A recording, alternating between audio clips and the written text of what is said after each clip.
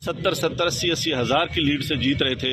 हमने उनको हरवाया है और उनके ऊपर जाली मोहरे लगा के सबको हरवाया। कमिश्नर साहब, जब जाली मोहरे लग रही थी उस वक्त आपने किसी से कहा कि ये सब कुछ हो रहा है, गलत हो रहा है, इसको रोका जाए? देखिए, मैं ये सारी इस गलत कारी की जिम्मेदारी अपने ऊपर ले रहा हूँ और साथ आपको बता रहा हूँ कि जो चीफ इलेक्शन कमिश्नर है, जो चीफ जस्टिस है, वो भी इस काम में पूरे शरीक। किसके कहने में सब कुछ होता रहा?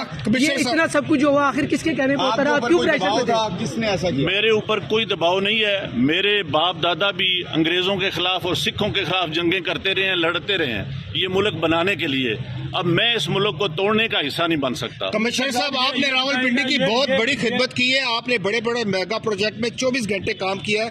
ये बताइएगा कि आपको कमिश्नर चीफ इलेक्शन कमीशन दबाव में ला रहा था कि ये करें सारे काम, लोग जीतों को आपने हराया, आपको नींद कैसे आती रही, किस तरह आपका जमीर जाग गया? देखिए, मैंने रावलपिंडी के लिए 14 16 घंटे काम किया है। मैंने यहाँ रिंग रोड बनाया है, ददोचा डैम बनाया है, होली फैमिली हॉस्पिटल बनाया है, जिमखाना बनाया है, मैंने लारी अड्डे बनाए हैं, मजदूरों के लिए सेंटर बनाए हैं, मंशियात के अड्डे सेंटर बनाए हैं। सब कुछ मैं अपने मुल्क की बेहतरी के लिए करता रहूं, लेकिन आखिर पे मैंने जो इस मुल्क के पेट में छुरा घोंपा है, मुझे वो सोने नहीं देता। मैं ये सुकून की मौत बर्बाद करता हूँ। मैं जो मैंने जुल्म किया है, मुझे उसकी सजा मिलनी चाहिए और बाकी भी इस जुल्म में जो लोग शामिल हैं, पुलिस भी शामिल है? उनके नाम बताएंगे जो लोग आपके साथ यहाँ पर थे?